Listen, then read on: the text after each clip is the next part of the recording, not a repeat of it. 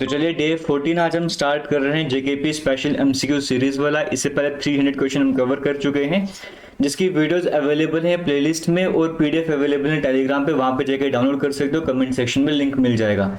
और आवाज़ में थोड़ी प्रॉब्लम आज आएगी, तो माइक का इशू है, तो मैं कोशिश कर रहा हूँ कि मैं बिना माइक के वीडियो बना रहा हूँ। वैसे तो कोशिश करूँ अब तक आवाज़ वगैरह क्लियर आ जाए।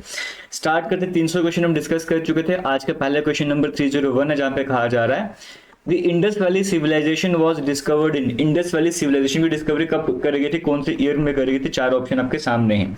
तो अगर हम इंडस वैली की बात करेंगे, इसे ब्रॉन्ज एज के नाम से भी जाना जाता है ना। इस टाइम पे जो कंटेम्प्रेरी सिविलाइजेशन थी, एक हमारे पास इजिप्ट वाली थी, एक हमारे पास मेसोपोटामिया वाली थी। और दयाराम साने डी आर सानी के द्वारा एक्सकवेशन करी गई थी। 1921-22 का टाइम पीरियड वहां पे बताया जाता है, बट एग्जैक्टली कहा जाए तो 1921 यहाँ पे करेक्ट आंसर हो जाएगा। ऑप्शन नंबर भी करेक्ट आंसर हो जाएगा। और इंडस वैली की जो फर्स्ट साइट थी वो हड़प्पा साइट, तब इसे हड़प्पा वैली सिविलाइजेशन के नाम से भी जाना जाता है। क्वेश्चन नंबर 302 की बात करेंगे। कहा जा रहा है in which of the following rivers is the Majuli island one of the largest river islands in the world situated. इनमें से कौन सी नदी ऐसी जहां पे आपको मजुली आइलैंड देखने को मिलेगा? तो इन 4 ऑप्शन की बात करें, ऑप्शन नंबर सी ब्रह्मपुत्र आपको देखने को मिल रहा है, करेक्ट आंसर हो जाएगा, जो कि असम में है। ये मजुली आइलैंड की बात करेंगे, लोकेशन वगैरह की बात करी जाए तो ब्रह्मपुत्र नदी में है। Option number B correct answer हो जाएगा। क्वेश्चन नंबर 303 की बात करेंगे। कहा जा रहा है whose birthday is celebrated as national farmers day in India on 23 December. 23 दिसंबर को इंडिया में नेशनल फार्मर्स डे या फिर किसान दिवस के तौर पे सेलिब्रेट करा जाता है। किसकी बर्थ एनिवर्सरी होती है?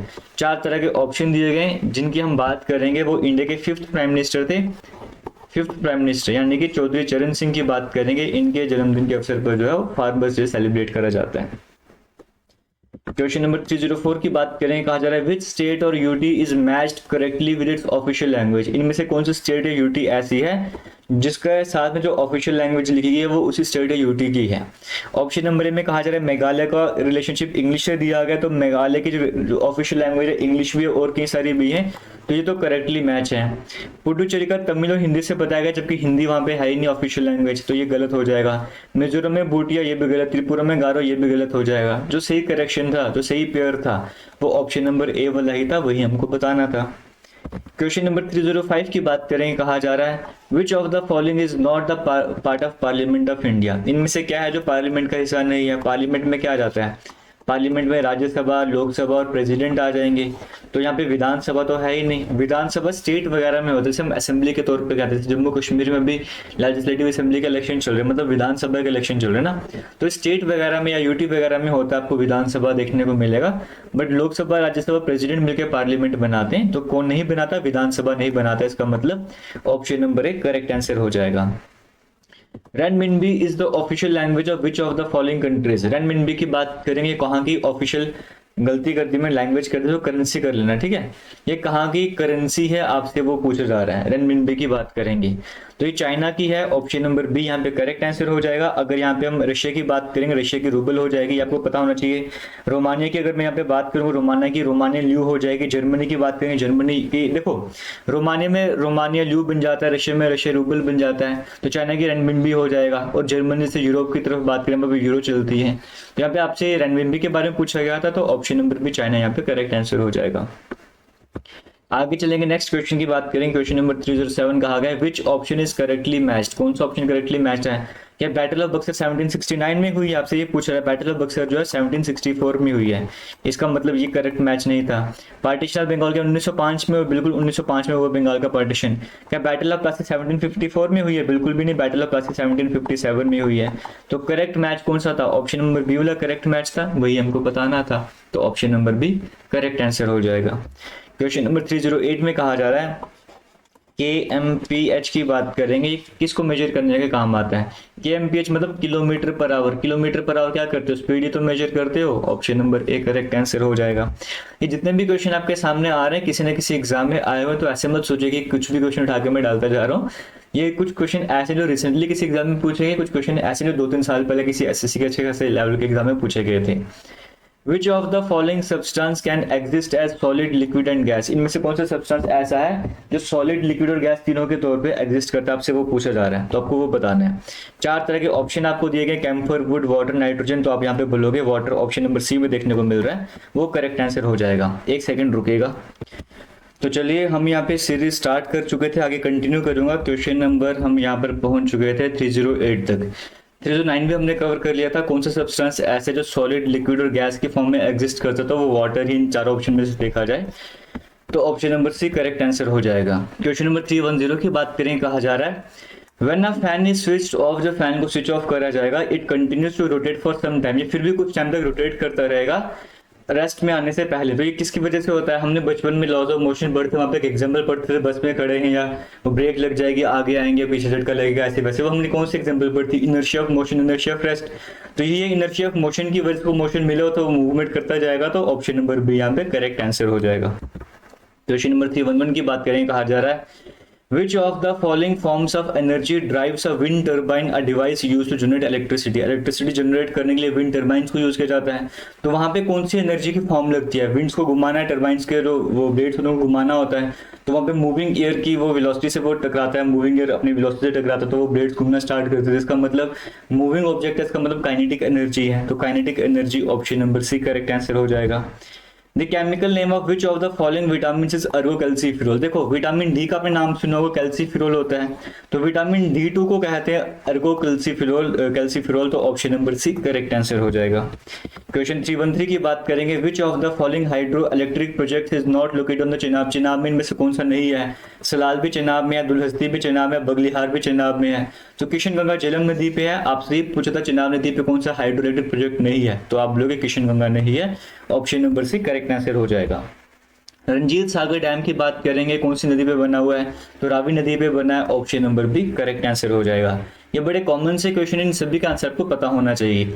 और अगर किसी में भी डाउट वगैरह होता है, अगर आप एग्जाम की तैयारी अभी तक स्टार्ट नहीं करना चाहते हो, हमारी एप्लीकेशन पर कोर्स भी चल रहा है जेकेपी का, आपको कमेंट सेक्शन में लिंक मिलेगा, वहां पे जाके कोर्स को ज्वाइन कर सकते हो। अभी वहाँ पे 65% डिस्काउंट वगैरह भी चल रहा है, डिस्काउंट वगैरह एंड भी जल्दी हो सकता है, तो आप कोर्स को ज्वाइन कर लीजिए। मंडे से जो है वो नई क्लासेस वहाँ पे, नए सब्जेक्ट वहाँ पे स्टार्ट किए जाएंगे। अगर अभी तक अपने कोर्स नहीं ज्वाइन करा था तो भी आपको आराम से सब कुछ समझ आना स्टार्ट हो जाएगा। आगे बढ़ते जाओ, पीछे वालों पे कवर करते जाना। खरदुंगला की बात करेंगे, जो कि हाईएस्ट मोटरेबल रोड है इंडिया में, ये किसका गेटवे कहा जाता है? तो खरदुंगला की बात करेंगे, इसे गेटवे टू नुब्रा शोक वैली भी कहा जाता है, तो ऑप्शन नुब्रा वैली देखने को मिल रहा है, ऑप्शन नंबर बी यहाँ पे करेक्ट आंसर हो जाएगा। क्वेश्चन नंबर 316 की बात करेंगे, कहा जा रहा है विच of the following options is the variety of rice grown in Jammu Kashmir. इनमें से क्या है जो राइस की वैरायटी जम्मू कश्मीर ग्रो करा जाता है? K332 एक राइस की वैरायटी जम्मू कश्मीर ग्रो करा जाता है ना, ये तो पियर की वैरायटी है, ये एप्पल की वैरायटी है, तो राइस की वैरायटी आपसे पूछा था, option number B correct answer हो जाएगा। जेकेएसएस एग्जाम में पूछा गया क्वेश्चन है। यहाँ पे क्या नेक्स्ट क्वेश्चन मार्क कीजिएगा, क्या आएगा आपको वो बताने। देखो 13 और 17 की बात करें, 4 का गैप है। 17 और 27 में कितना गैप है? 10 का गैप है। 27 और 49 में कितना गैप है? 30, 12 का गैप देखने को मिल रहा है। यहाँ पे कितना गैप है? 30 का गैप आपको देखने को मिल रहा है। आगे कितना गैप आ जाएगा? ये गैप कैसे आ रहा है? डबल डिफरेंस वाली सीरीज है। एक बार पैटर्न से समझ नहीं आ रहा, आप क्या करो, इनमें 6 का गैप, इनमें 12 का गैप, इनमें 18 का गैप, आगे 24 का गैप होना चाहिए था, तो 30 + 24 कितना हो जाएगा? 54 हो जाएगा, तो 90 है ना, ऐसे हो जाएगा। 12, 18, 18 फिर 6, 24 हो जाएगा, तो 54, 90, 100, 143 के आसपास कुछ आ जाएगा ना। तो यहाँ पे देख लो करेक्ट आंसर क्या हो जाएगा, आप कमेंट सेक्शन में कमेंट कीजिएगा। मेरे हिसाब से 142, 143 के आसपास आ, अगर मैं कोई मिस्टेक वगैरह कर चुका हूँ उसे करेक्ट कीजिएगा। बट पैटर्न यहाँ पर क्या है, पहले 4 का गैप था, फिर आपको 10 का गैप देखने को मिला, उसके बाद आपको 33, 10, 40, यहाँ पे मैं मिस्टेक कर चुका हूँ ना, यहाँ पर मैं मिस्टेक कर चुका हूँ पैटर्न बनाते वक्त, क्योंकि मैं बहुत जल्दी कर रहा हूँ इसलिए। यहाँ पे 10 का गैप था, 33, 10, 40, यहाँ पे आपको कितना गैप देखने को मिला? 22 का गैप आपको देखने को मिला है। यहाँ पे कितना गैप आपको देखने को मिला? 59, 16, 79, 89, 40 का गैप आपको देखने को मिला ना। अब यहाँ पे क्या हो रहा है, डबल डिफरेंस लेंगे तो 6 का गैप है, ये 12 का गैप है, ये 18 का गैप है, तो 6, 12, 18 के 24 का गैप होना चाहिए था, 40 + 24, 64 होना चाहिए था। ये यहाँ पे करेक्ट पैटर्न है। तो 89 में अगर मैं 64 ऐड 91, 53 आ जाएगा, ऑप्शन नंबर 1 करेक्ट आंसर हो जाएगा। जल्दबाजी में मिस्टेक कर चुका हूँ, वीडियो में जल्दी में बना रहा हूँ, बट आपको कंसेप्ट यहाँ पे समझ आया होगा। आगे चलते क्वेश्चन 317 की बात करें, कहा जा रहा अ मैन वाज स्टैंडिंग, एक आदमी अपनी बालकनी में खड़ा था, साउथ ईस्ट डायरेक्शन में मूव कर रहा था। वो 180 डिग्री पहले वो एंटी क्लॉकवाइज मूवमेंट करता है, 180 डिग्री एंटी क्लॉकवाइज मूवमेंट करता है, और 90 डिग्री क्लॉकवाइज मूवमेंट करते हैं। अपोजिट डायरेक्शन को माइनस करते हैं, तो 180 में से 90 माइनस करोगे 90 आंसर आ जाएगा। डायरेक्शन वो जो बड़े के साथ होती है, तो हमारा आंसर फाइनल से 90 एंटी क्लॉकवाइज आ रहा है। स्टार्टिंग में वो कौन सी डायरेक्शन में मूव कर रहा था, साउथ ईस्ट में, ये होता है साउथ और ये होता है ईस्ट। स्टार्टिंग में वो यहाँ पे फेस कर रहा था, अब उसे कहाँ मूव करना है, 90 degree but anti clockwise, anti clock मतलब अपोजिट डायरेक्शन में, तो वो यहाँ पे मूव करेगा, मतलब नॉर्थ ईस्ट में वो मूव कर रहा होगा। Option number D correct answer हो जाएगा। इसकी जो शॉर्टकट ट्रिक्स हैं इसी चैनल पर प्लेलिस्ट है रीजनिंग की, वहाँ पर मैं करवा चुका हूँ या फिर एप्लीकेशन में करवा चुका हूँ, वहाँ पे जाकर वीडियोस देख सकते हैं। नेक्स्ट क्वेश्चन की बात करेंगे, यहाँ पर नेक्स्ट टर्म कौन सी आ जाएगी। देखो पहले एफ है जो कि 6 नंबर पे आता है, एच 8 नंबर पे, जे 10th नंबर पे आता है, आगे 12th नंबर पे एल आता है ना, तो एल हमें एक ही ऑप्शन में देखने को मिल रहा है, आगे चेक करने की जरूरत ही नहीं है। क्वेश्चन 3/9 की बात करें, कहा जा रहा है महिमा जो है वो सिस्टर है, इसको मैं डायरेक्ट डायग्राम की हेल्प से बनाता हूँ। महिमा सिस्टर है, किसकी सिस्टर है, of the son of Naresh only daughter. Naresh है, नरेश की अकेली बेटी है, उसका बेटा है, उसकी सिस्टर है महिमा। ये वो कहा गया था कि जो महिमा है वो अकेली बेटी, किसकी अकेली बेटी है, नरेश के अकेली बेटी के बेटे की अकेली बहन है। तो बताओ महिमा का नरेश की वाइफ के साथ क्या रिश्ता हो जाएगा, तो महिमा जो है नरेश की वाइफ की पोती यानी कि ग्रैंड डॉटर लगेगी, option number D correct answer हो जाएगा। क्वेश्चन 320 की बात करें, कहा जा रहा है सिनोनिम ऑफ अमेंड। अमेंड का सिनोनिम हम बोलते हैं ना अमेंडमेंट के कॉन्स्टिट्यूशन में, तो मतलब रेक्टिफाई करें, कुछ ठीक करने की कोशिश कर रहे हैं, तो ऑप्शन नंबर ए यहाँ पे करेक्ट आंसर हो जाएगा। इनकरेक्टली स्पेल्ड आपको वर्ड आपको बताना है, गलत स्पेलिंग कौन से वाले हैं इन चारों ऑप्शन में देखा जाए तो हैरेसमेंट की स्पेलिंग गलत है, एच ए सिंगल आर होता है और बाद में डबल एस हो जाता है, तो हैरेसमेंट की स्पेलिंग गलत है, आपको वही बताना था। क्वेश्चन 322 की बात करें, कहा जाता है select the one word the art of washing one self. इसके लिए वर्ड अगर आप यूज करोगे इनमें से कौन सा यूज करोगे, उसको बोलते हैं एब्ल्यूशंस, मतलब जैसे रिलीजियस पर्पज के लिए आप अपने आप को साफ करते हो, नहाते हो ना, उसको एब्ल्यूशंस पूरी टर्म में कह लेते हैं, तो option number A correct answer हो जाएगा।